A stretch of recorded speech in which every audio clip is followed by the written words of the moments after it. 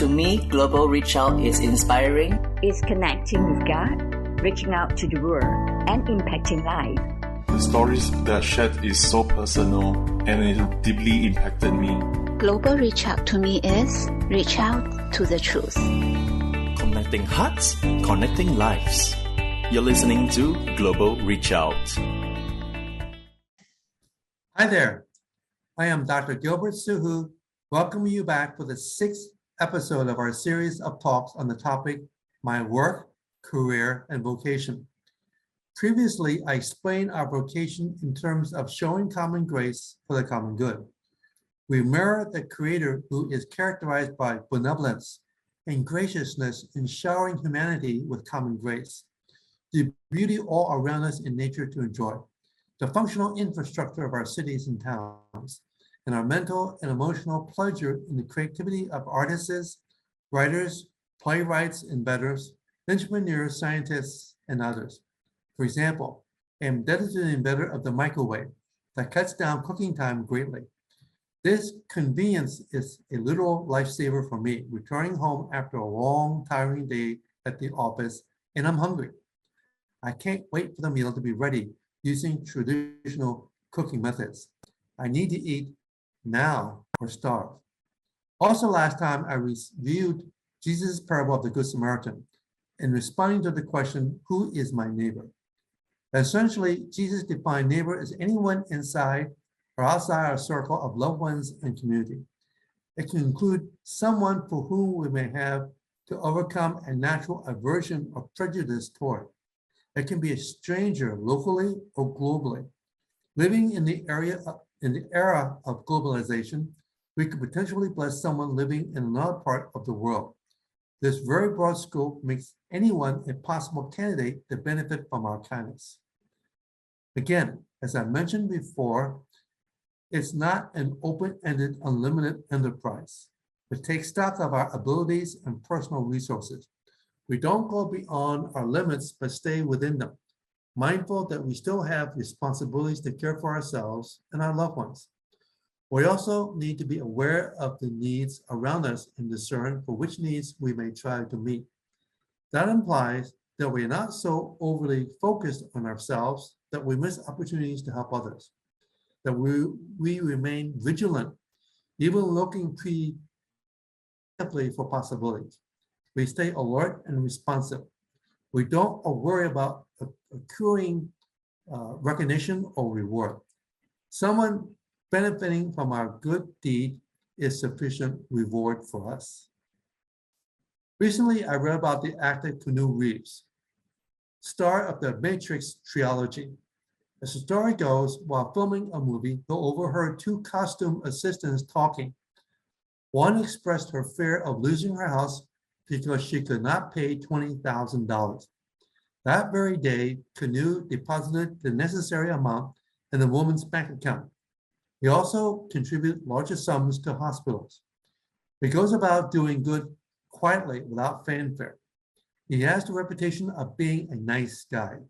Something as simple as giving up his seat to a woman carrying a large bag doesn't cost him anything, but that gesture spoke well about his kindness of and consideration to others.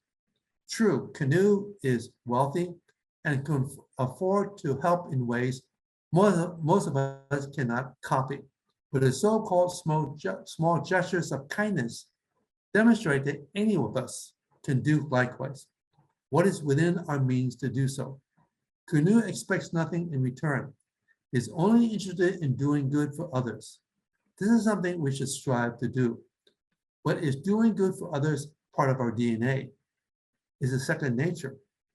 Are we responsive to the opportunities, many of which happen without warning? Years ago, I was associated with a group of young people in their 20s and 30s, aware of the homeless and their plight subsisting in the nearby inner city. They took the initiative to gather once a month on a Friday evening to prepare care packages to distribute the next day. They planned where they would go to find the homeless. The next day, they met at a predetermined location and then fanned out along the streets, parks, and other likely places where they would find the homeless. The care packages were second in importance to the homeless. More important and significant for them were the conversations they engaged with the young people. Most of them shared that being treated with respect and caring enough to show them and their stories made them feel like a person once again, and not simply a statistic or a nameless entity. Opportunities to dispense the common good are there. We have to look for them, evaluate our abilities, and then go take them. Compassion is love in action. Common grace regard love of neighbor as an action that touches lives and strives to make a difference. Let's direct our attention more specifically to the marketplace. In order to consider pursuing the common good, we must first view our professional colleagues, co-workers, supervisors, clients or customers, management and subordinates as neighbors in preparation for obeying the second greatest commandment of loving our neighbors. This identification is essential. Traditionally, workers may view the power differential between themselves and their bosses as the source of fear and dread. When relating to supervisors or upper management, they may hesitate speaking up to voice their opinion or viewpoint, especially if they suspect it differs from those above them. Bosses may reinforce that impression if they are authoritative and habitually disregard input from their staff. Office politics or fierce competition among co-workers make it difficult to see one another as neighbors and as objects of compassion. Trying to dispense grace may prompt suspicion. Why is he trying to do me a favor? What is his angle? What's in it for him? He's trying to get something from me in return. Is he pretending to care because of an ulterior motive? Doing good to others that is not directly related to our job description is not easy in the corporate world because it's a foreign concept there.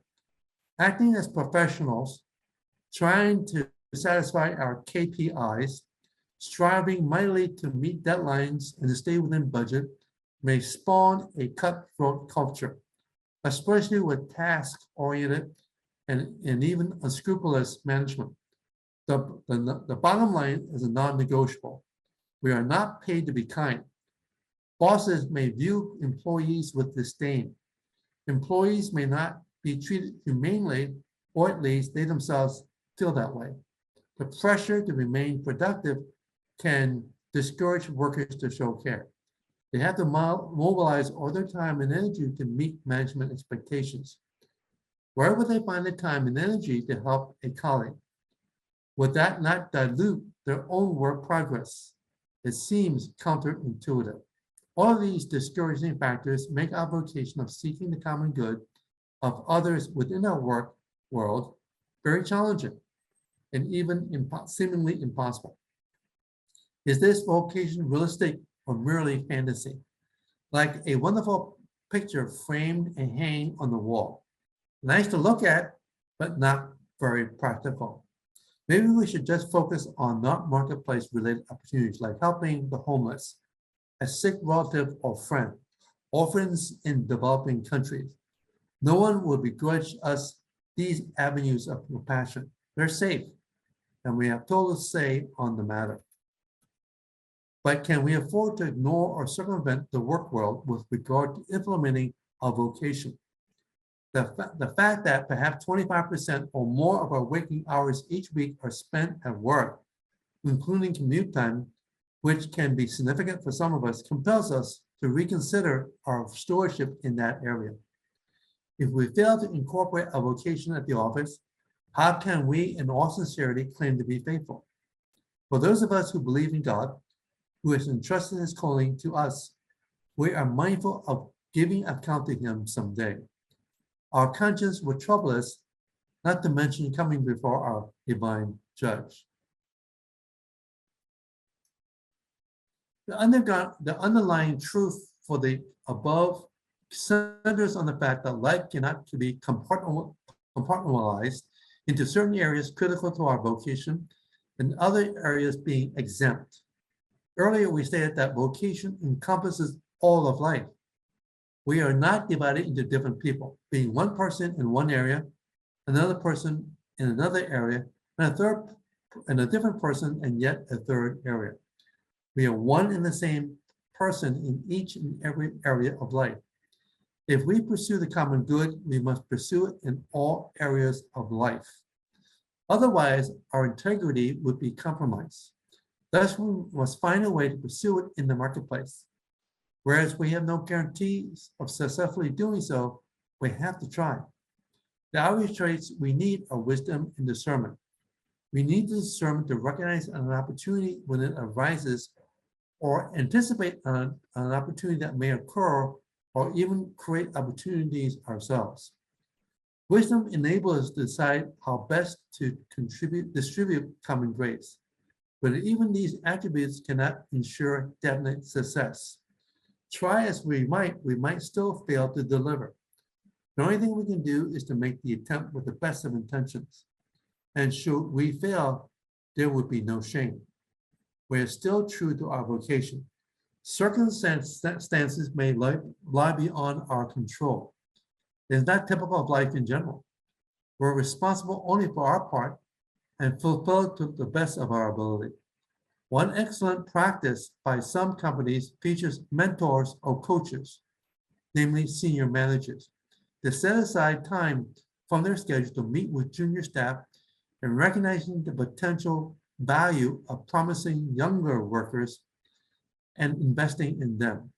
Although not in senior management, we can still mentor younger workers. For example, we can interact in an informal setting, say over lunch, or outside office hours, or even short sessions during work hours, so long as it does not interfere with our own work. Next time, we will look at benefits for ourselves when we show common grace to others. But for now, I close episode 6 of our series on work, career, and vocation. Until then, have a safe and fulfilling day. Let's consider some questions and comments. Number 1. Are there any people to whom you would hesitate showing common grace? Number 2, do you have clearly identified limits beyond which you will not show common grace? In other words, what are your personal limits? Number 3, can you identify ways you can show common grace in the workplace? Okay. The program is proudly presented by Global Reach Out. We welcome you to share our live enriching webcasts with family and friends through our website, global-reachout.org. Let's reach out to bless more lives together.